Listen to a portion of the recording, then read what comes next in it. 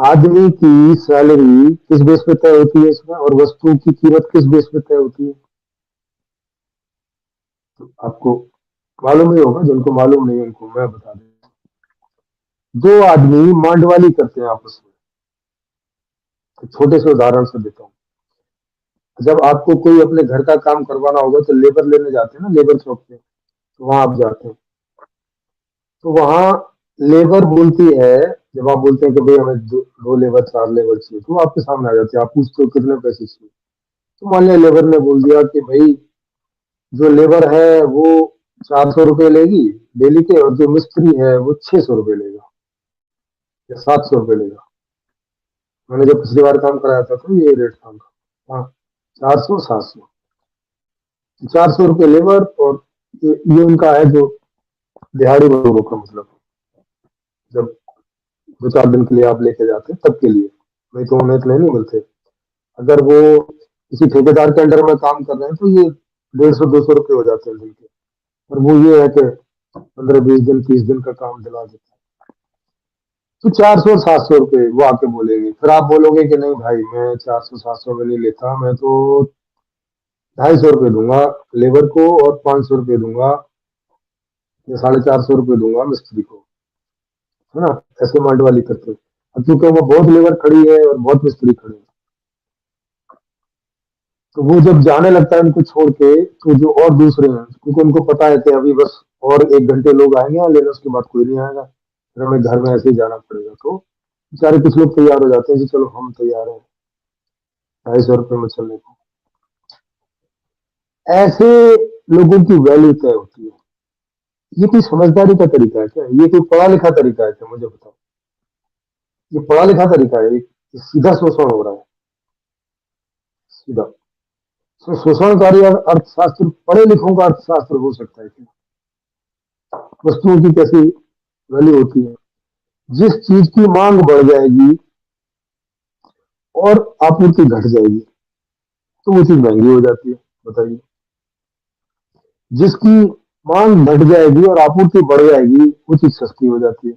मतलब वो चीज पैदा करने में कितनी मेहनत लगी, क्या लगा थी, सब भाड़ में, कोई मतलब नहीं है। ये कोई तरीका है क्या? ये कोई सभ्य तरीका है? आप बताओ। किसान ने पूरे 4 6 महीने फसल में सब कुछ इन्वेस्ट किया, अपनी जान लगाई, सब कुछ लगाया, सारा समय लगाया, और पता चला कि जो उसने पैदा किया वो तो बहुत सारे किसानों ने पैदा कर लिया, आपूर्ति बढ़ गई, मांग की जो डेली की होती है उतनी ही। तो उसका आलू जो है 2 रुपए किलो 4 रुपए किलो भी नहीं बिकता है। तो उसके साथ अन्याय नहीं है क्या? आप मुझे बताइए। और ये अन्याय किसके द्वारा हो रहा है? इसी अर्थशास्त्र के द्वारा हो रहा है। तो ये झंडू सा जो अर्थशास्त्र, ये पढ़ा लिखा अर्थशास्त्र कहाँ से हो गया? ये सभ्यता वाला अर्थशास्त्र कहाँ से हो गया ये? हम बताओ। जिसने 90% आदमी को गरीब बनवा रखा है, इतने सारे झोल झमेल समस्याएं, आतंकवाद, चोरी चपाटी, अपहरण फिरौती, मारकाट, हत्या, ये सब जो कर रखे हैं,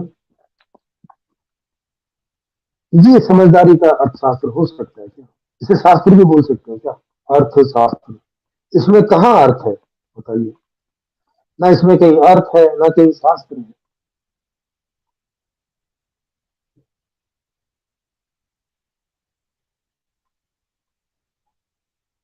और जब तक ये रहेगा, ये सूरत बदलने वाली नहीं है। सूरत और जो है बदतर होती जाएगी। ऑक्सफैम की रिपोर्ट पीछे के 10 साल की उठा के देख लीजिए, आपको ये आंकड़ा मिल जाएगा। अभी गूगल कर सकते हैं, ऑक्सफैम की रिपोर्ट देख लीजिए, भारत की देख लीजिए, दुनिया की देख लीजिए।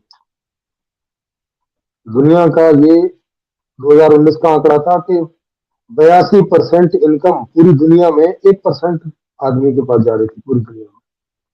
तो आप देख सकते हो कि अगर पूरी दुनिया में 82% है और भारत में 73% थी, तो इसका मतलब है कुछ देश तो ऐसे भी होंगे जिनमें 73% से ज्यादा इनकम 1% की जेब में जा रही होगी, तभी तो एवरेज 82 आएगा 210 देशों का। तो ये जो अर्थशास्त्र, जो कि ना अर्थ है ना शास्त्र है, इसने ऐसी हालत बना रखी है और आज से नहीं सदियों से बना रखी है। किसी ने इस पर ध्यान नहीं दिया। मेरा ध्यान इस पर गया जब मैं इसकी खोज खबर में गया कि भाई यार ये इतनी सारी समस्याएं हैं, इनका कोई कारण भी है क्या? क्योंकि कारण के बिना तो निवारण होगा नहीं, सीधी सी बात है। आप साइंस में थोड़े बहुत पढ़े लिखे हैं तो जानते होंगे कि जब तक हमें कारण नहीं पता चले समस्या का, उसका निवारण नहीं निकलता। तो ये मुझे कारण समझ में आया ये चीज इसमें। तो मैं कह रहा था कि ये मैं आपको समझा दिया है, आपको समझ में भी आ गया होगा कि जब तक ये अर्थशास्त्र रहेगा तो सूरत बदलने वाली नहीं है। ये सारी समस्याएं एज इट इज चलती रहेंगी, खाली आदमी बदलते रहेंगे। जैसे वो प्रधानमंत्री बदल जाता है ना, कभी इस पार्टी का कभी उस पार्टी का, मुख्यमंत्री कभी इस पार्टी का कभी इस पार्टी का, स्टेट और देश का हाल वही रहना है। तो उसी तरह से कभी कोई 10% कोई आदमी अमीर हो जाएंगे, कभी उनमें से 2-4% कोई नीचे लौटा है तो कोई नए 2-4% पहुंच गए। ऐसे चलता रहेगा। बाकी ये 10% अमीर और 90% गरीबी का आंकड़ा जो है ये ऐसे ही लगातार बना रहेगा और पीछे लगातार बना हुआ है।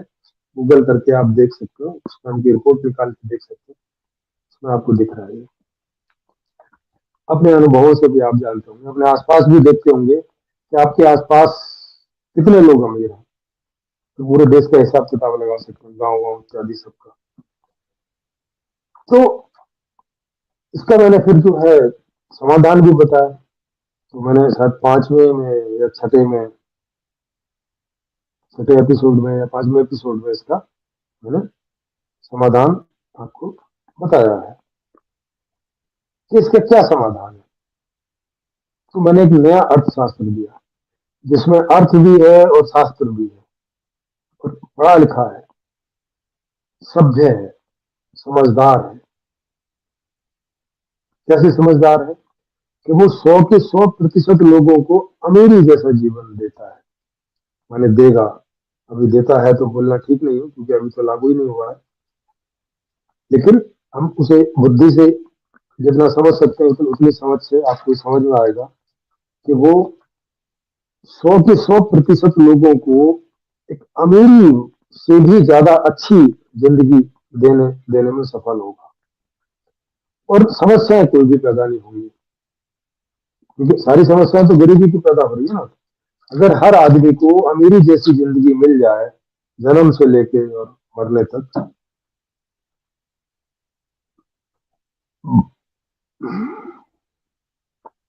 तो वो क्यों चोरी चपाटी और ये सब कुछ इस सब के चक्कर में जाएगा।